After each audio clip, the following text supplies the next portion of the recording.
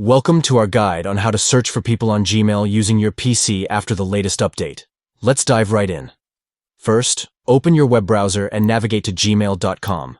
If you're not already signed in, enter your credentials and get to your inbox. Once you're in, look to the left side menu. You'll notice a few options, and one of them is Contacts. Click on that. This will take you to your Google Contacts, where all your saved contacts are stored. Now let's locate the search function.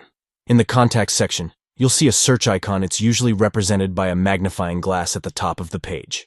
Go ahead and click on that icon. This will allow you to search through all your saved contacts quickly. Now, it's time to find the person you're looking for. In the search bar, type the name of the person you want to find.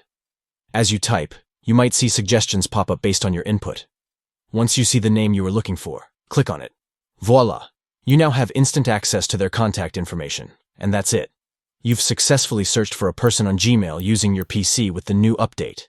If you found this video helpful, don't forget to give it a thumbs up and subscribe for more tips and tricks.